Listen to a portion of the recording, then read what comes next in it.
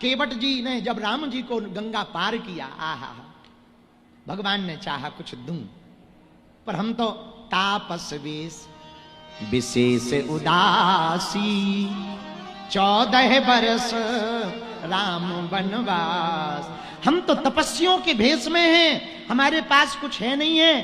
केवट जी ने गंगा पार करवाया। नाव की जो मेहनतानी मजदूरी है वो तो देना ही चाहिए, पर हमारे पास तो कुछ है नहीं, का देवें।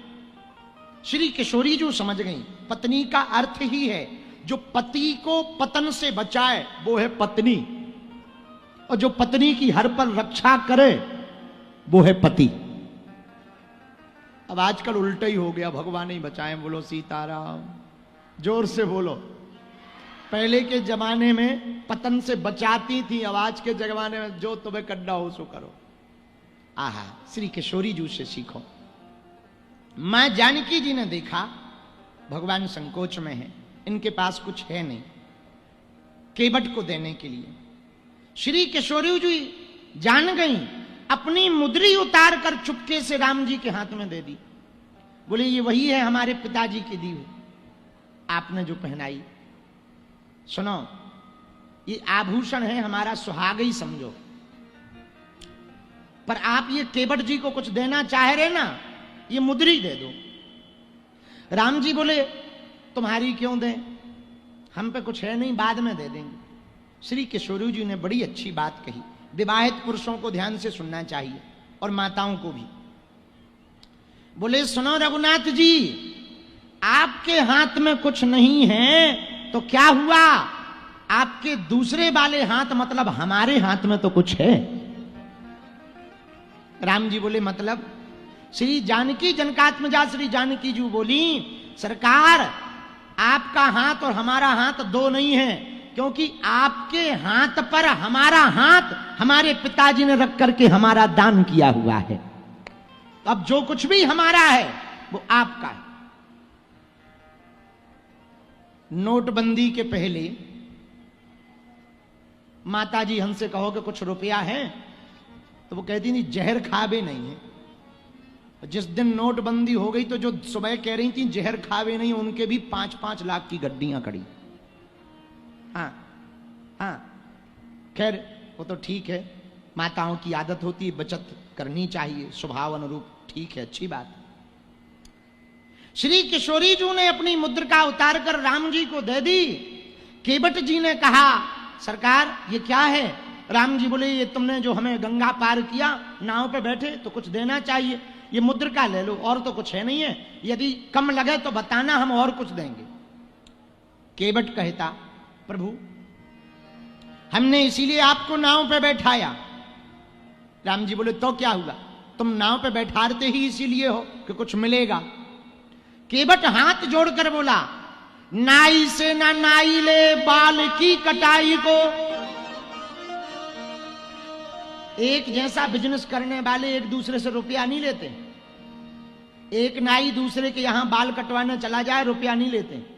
एक कंडक्टर दूसरी बस पे बैठ जाए, पहचान का होवे, पता लगे कि ये भी कंडक्टर है, रुपया नहीं लगता। बोले क्या कहते थे, बोले स्टाफ है स्टाफ। नाई से ना नाई लेत बाल की कटाई को, धोबी से ना धोबी लेत वस्त्र की धुलाई को। एक धोबी दूसरे धोबी की कपड़ा धोवे तो पैसा नहीं लेता। तो राम जी बोले मतलब क्या कहना चाह रहे। बोले जो काम आप करते हो वही तो हम करते हैं, तो हम तुमसे काहे को रुपया लेवे। राम जी चौंक गए। तो लक्ष्मण जी बोले आप कब से नाव चलाने लगे भैया। राम जी बोले हम नहीं नाव चलाते हैं, पता नहीं क्यों कह रहा है, तुम ही पूछो। लक्ष्मण जी ने कहा हम नहीं पूछ सकते, ये बहुत टेढ़ा आदमी है, हमेशा टेढ़ा बोलता, आप ही बात करो। तो राम जी बोले भैया हमारा तुम्हारा एक जैसा काम कैसे है। तो मुस्कुराता हुआ केवट कहता सरकार काम में थोड़ा अंतर है, काम एक जैसा है, अंतर इतना है हम गंगा पार कराते हैं, आप भव से पार कराते हैं।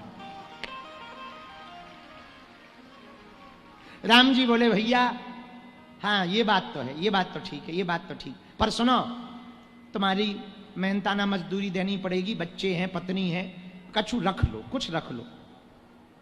तो मुस्कुराता हुआ केवट जी बोले सुनो प्रभु अपने को ऋणी समझते हो तो एक बात मेरी तुम सुन लेना। अपने को ऋणी समझते हो एक बात मेरी तुम सुन ले। आप अपने को ऋणिया समझते हो तो सुनो। हे राम जी, आप हमारे घाट आए तो हमने आपको गंगा पार कराया। हम जब तुम्हारे घाट आए तो आप हमें भव से पार करा देना।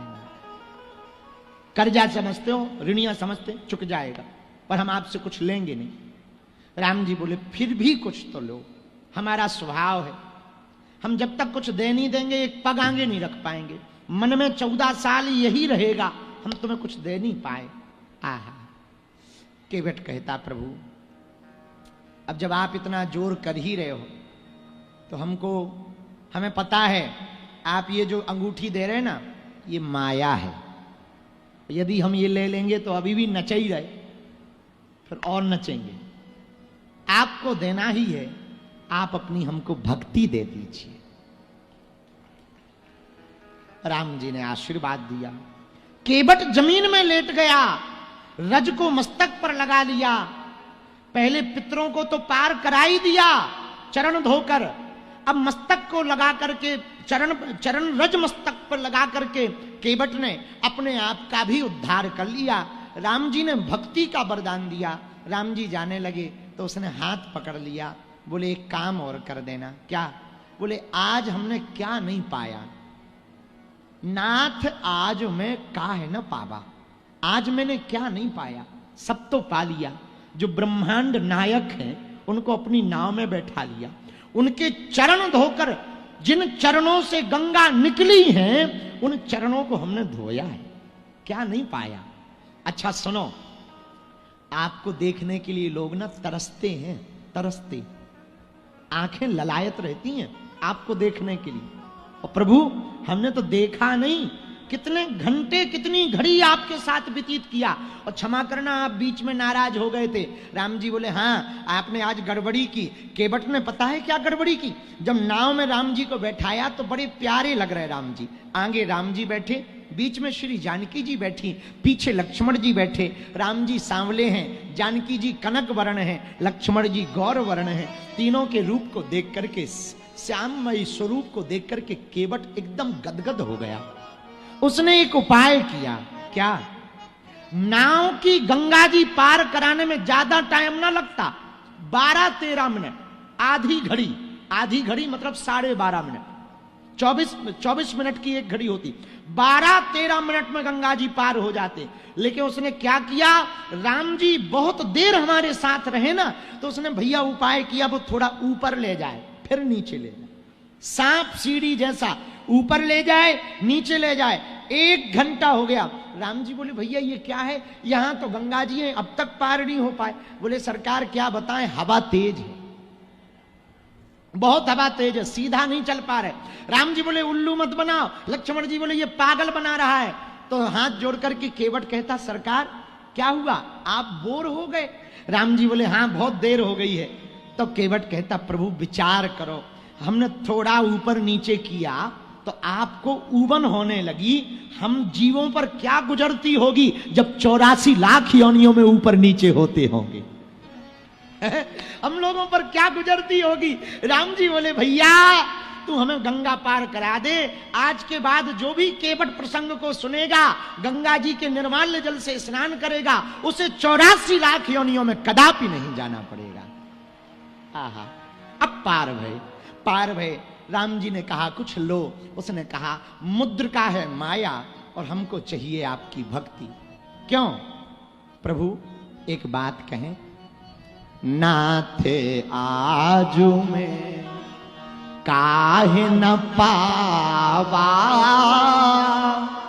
मिटे दोष दुख दारिद्र दावा।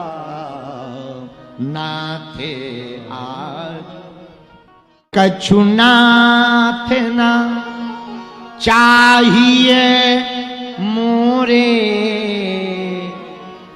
दीन दयाल अनुग्रह तो। आपकी कृपा के अलावा अब हमें कुछ नहीं चाहिए। और सुनो, एक वचन दे दो। क्या? फिर